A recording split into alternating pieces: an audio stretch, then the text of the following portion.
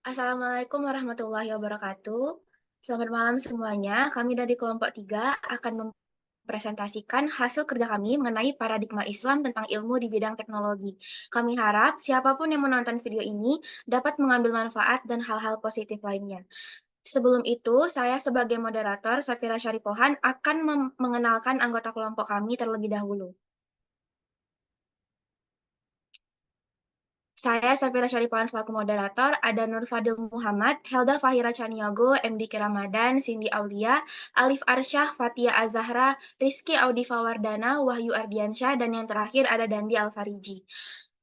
Lalu, materi pertama akan dibawakan oleh saya sendiri mengenai urgensi ilmu dalam Islam.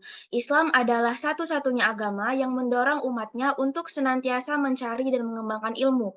Banyak ayat yang mengisyaratkan perintah dan manfaat pengembangan ilmu dan teknologi, dan manusia dituntut untuk mempelajari, merenungkan, memikirkan, menelaah, dan menghayatinya dengan mempergunakan akal.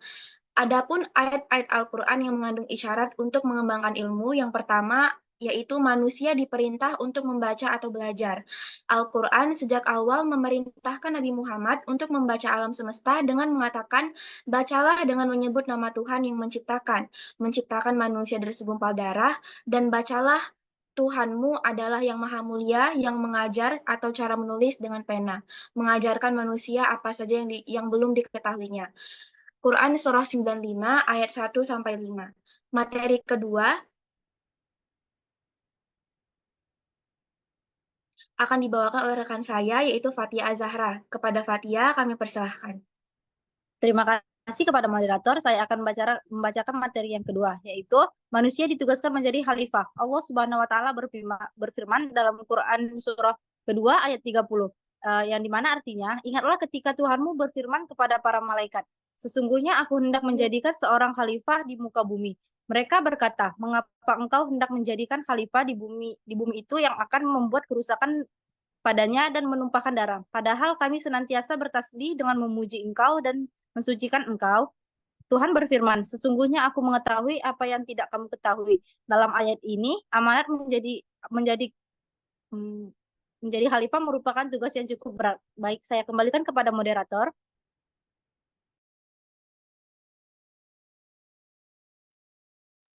Terima kasih kepada Fatia. Materi selanjutnya akan dibawakan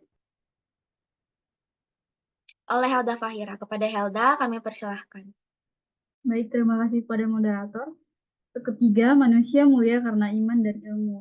Allah mengatakan derajat orang yang beriman dari kamu semua dan juga orang beriman.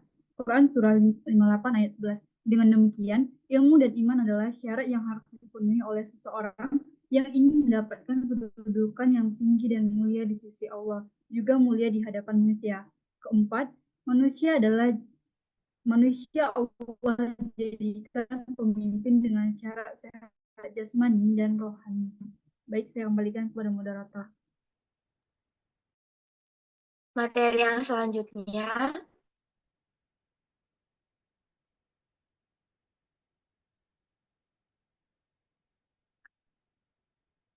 selanjutnya akan dibawakan oleh Wahyu Ardiansyah. Kepada Wahyu, dipersilahkan. Baik, terima kasih moderator. Keempat, manusia Allah jadikan pemimpin dengan sehat jasmani dan rohani, memiliki ilmu yang luas serta berakhlakul karimah. Quran mengatakan Nabi mereka mengatakan kepada mereka, sungguhnya Allah telah mengangkat Talut menjadi rajamu. Mereka menjawab, bagaimana Talut memerintah kami, padahal kami lebih berhak mengendalikan pemerintahan daripadanya, sedangkan dia pun tidak diberi kekayaan yang cukup banyak. Nabi mereka berkata, sesungguhnya Allah telah memilih rajamu dan menganugerahinya ilmu yang luas dan tubuh yang perkasa. Allah memberikan pemerintahan kepada siapapun yang dikehendakinya, dan Allah maha luas pemberiannya, lagi maha mengetahui. Yusuf berkata, jadikanlah aku bendaharawan negara Mesir, sesungguhnya aku adalah orang yang pandai menjaga lagi berpengetahuan. Quran surat 12 ayat 55. Selanjutnya akan saya kembalikan kepada moderator. Terima kasih. Baiklah, materi selanjutnya akan dibawakan oleh Rizky Audifa. Kepada Rizky Audifa, dipersilahkan.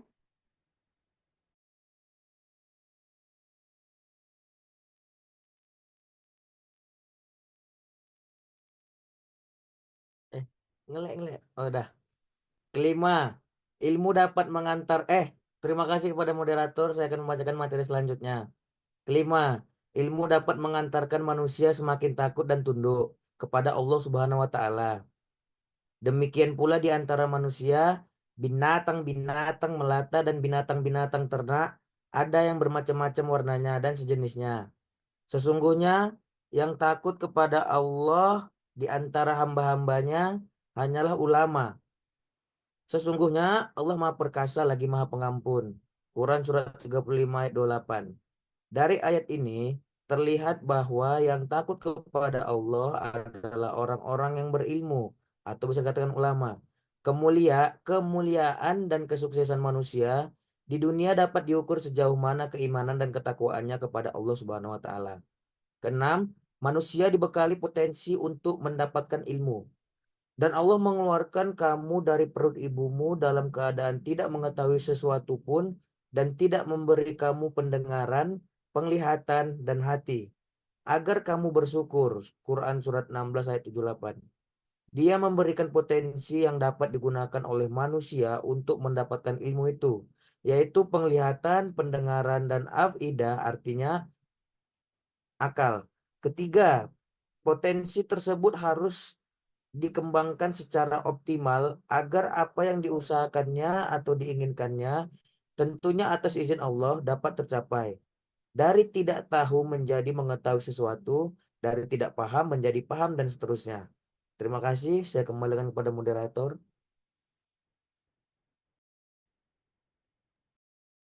Materi yang selanjutnya akan dibawakan oleh MDQ. Kepada MDQ dipersilahkan. Terima kasih kepada moderator. Di sini saya akan melanjuti materi berikutnya, yang berjudulnya urgensi riset dalam pengembangan ilmu pengetahuan Islam. Riset lahir dan adanya pemikiran krisis terhadap ide-ide lama yang dulu dihargai dan kreatif untuk merancang mengusulkan yang baru dengan penuh tanggung jawab dan kepercayaan diri untuk memecahkan masalah. Berpikir kritis menurut Al-Quran seperti bentuk tatafakarun, takiun, tadurun, ulul albab, tadazzakarun, tubisarun, tatabbarun, ta'lamun. Seorang pemikir kritis didefinisikan sebagai seseorang sifat ingin tahu, berpikir terbuka, fleksibel, berpikiran adil, memiliki keinginan untuk mendapat informasi yang lebih baik, memahami sudut pandang yang beragam, dan bersedia untuk menangguhkan penilaian dan mempertimbangkan perspektif lain. Terima kasih kepada moderator. Materi yang terakhir akan dibawakan oleh Cindy Aulia. Kepada Cindy, kami persilahkan. Baik, terima kasih kepada moderator. Saya akan melanjutkan materi tadi. Pemikiran ilmiah adalah metode penyelidikan terorganisir yang diilhami oleh pemikiran reflektif dan dipandu oleh keinginan untuk terlibat dalam pengamatan yang cermat terhadap fenomena alam atau manusia.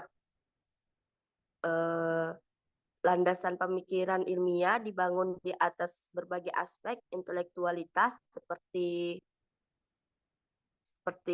penalaran induktif dan deduktif, analisis atau ide atau data yang kreatif dan kritis, pandangan dunia, cara penyelidikan yang disiplin, dan mode penalaran yang tepat adalah faktor utama yang berkontribusi untuk merumuskan asal-usul pemikiran.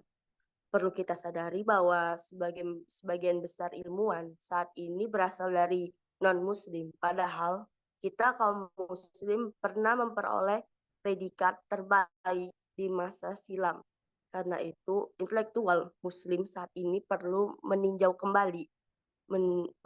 kembali sejarah ketika ilmuwan dan teknologi muslim menjadi referensi utama di dunia.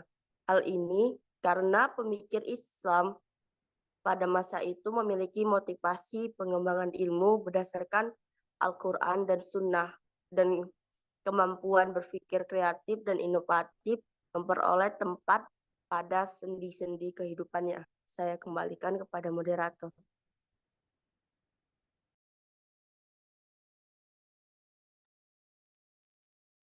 Oke, materi yang terakhir.